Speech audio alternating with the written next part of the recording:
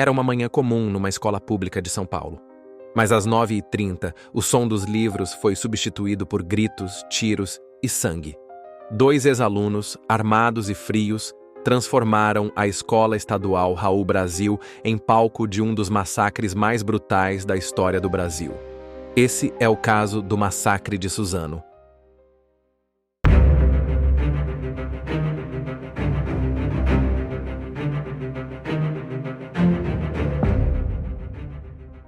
Antes de mergulharmos nesta história perturbadora, se você aprecia análises detalhadas de casos reais, deixe seu like neste vídeo. E se ainda não é inscrito, junte-se ao Criminalmente Brasil, ativando o sininho de notificações. A escola e os autores.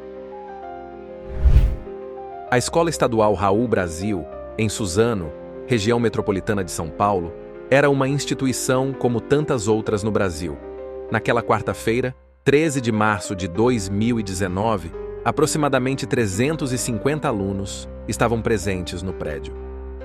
Os responsáveis pelo ataque foram 2 jovens, Guilherme Tauxi Monteiro, de apenas 17 anos, e Luiz Henrique de Castro, de 25.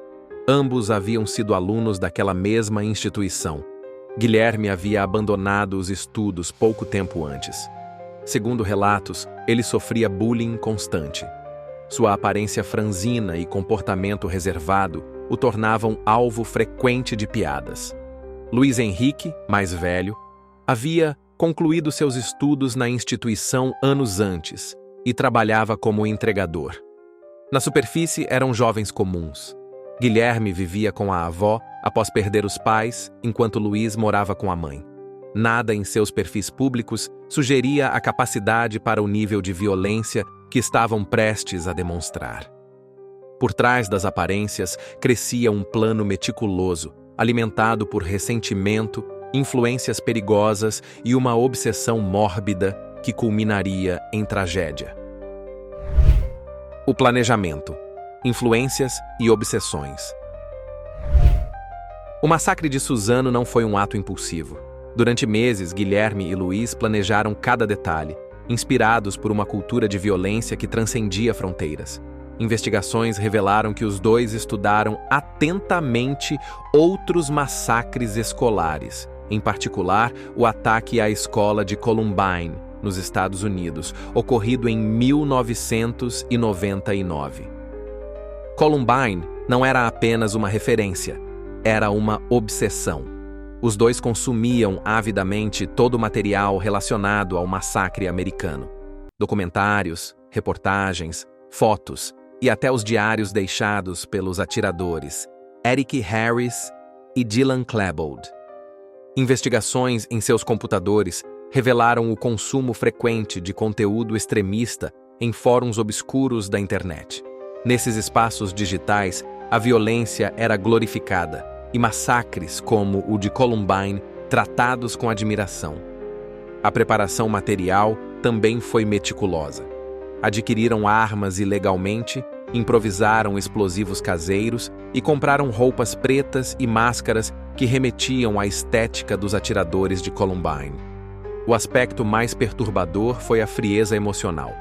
Em mensagens trocadas entre si, referiam-se ao massacre como um projeto ou missão. Discutiam sobre o número de vítimas como se falassem de pontuações em um jogo. Havia uma desumanização completa dos futuros alvos. Nos dias anteriores ao ataque, os sinais estavam lá. Guilherme publicou fotos com máscaras e armas em redes sociais. Ambos fizeram comentários vagos sobre algo grande que estava por vir. Eram pistas que, vistas em retrospecto, formavam um quadro alarmante. Massacre. A execução do plano. Na manhã de 13 de março de 2019, às 9h30, um carro branco estacionou próximo à Escola Estadual Raul Brasil. Guilherme e Luiz desceram do veículo vestidos com roupas escuras. Antes mesmo de entrarem na escola, o horror já havia começado. Guilherme disparou contra Jorge Antônio de Moraes, de 51 anos, seu tio, dono de uma loja de carros ao lado da escola.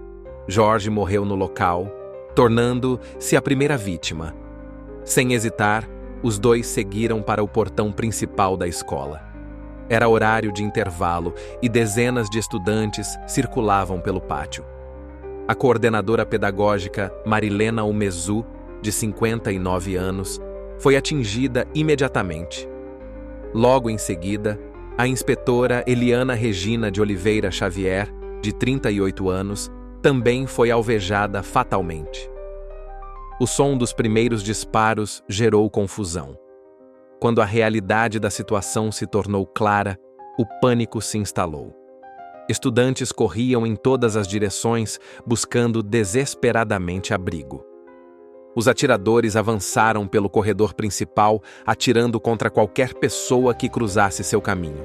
5 estudantes foram mortos.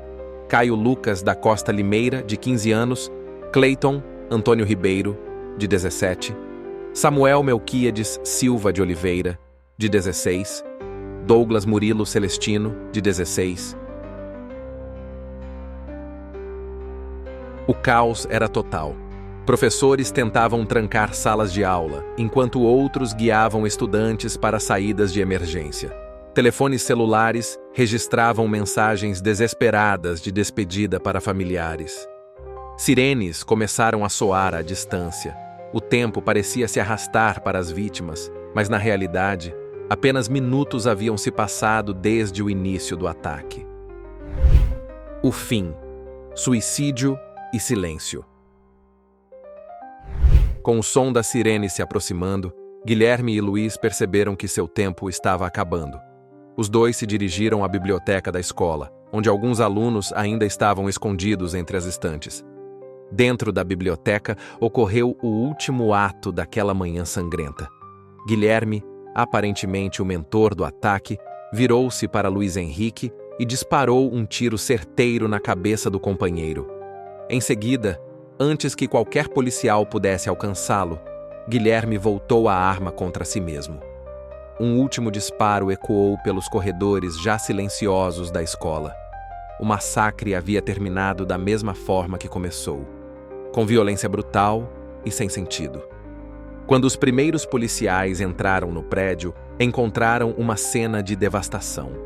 Corpos de adolescentes e funcionários jaziam pelos corredores.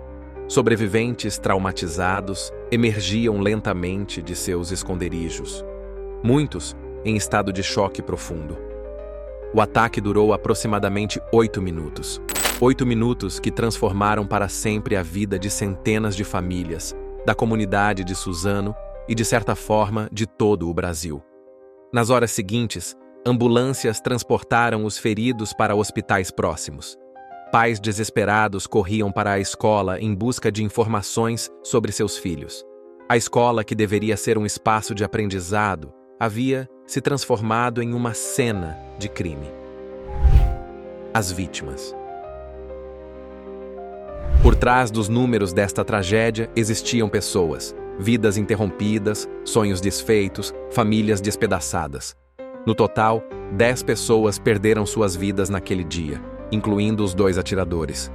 Entre os estudantes estava Caio Lucas da Costa Limeira, de 15 anos, descrito como um jovem alegre, fã de futebol, que sonhava em se tornar engenheiro. Cleiton Antônio Ribeiro, de 17 anos, trabalhava meio período para ajudar em casa e planejava prestar vestibular para a administração. Samuel Melquíades Silva de Oliveira, 16 anos, era um estudante dedicado que participava do Grêmio Estudantil e sonhava em cursar direito. Douglas Murilo Celestino, também de 16 anos, era apaixonado por música e tocava violão na igreja local. Escrevia seus próprios poemas. De 15 anos, jogava no time de futsal da escola e sonhava em se tornar professor de educação física. Entre os funcionários, Marilena Ferreira Umezu, de 59 anos, era coordenadora pedagógica. Dedicou mais de 3 décadas de sua vida à educação pública e estava prestes a se aposentar. Eliana Regina de Oliveira Xavier, de 38 anos, trabalhava como inspetora de alunos. Mãe de 2 adolescentes, era conhecida por mediar conflitos entre estudantes com paciência e empatia. Jorge Antônio de Moraes, de 51 anos, era comerciante e tio de um dos atiradores. Pai de 3 filhos, foi a primeira vítima daquele dia. Além das vítimas fatais, mais de 10 alunos ficaram feridos, alguns com sequelas permanentes. Centenas de estudantes, professores e funcionários carregam traumas psicológicos severos. Muitos desenvolveram transtorno de estresse pós-traumático, ansiedade crônica e depressão. O impacto. Como o Brasil reagiu?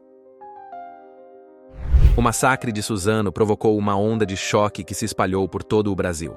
As imagens de pais desesperados em frente à escola e de jovens traumatizados dominaram os noticiários por dias. A comoção nacional foi imediata. O então presidente declarou luto oficial de 3 dias.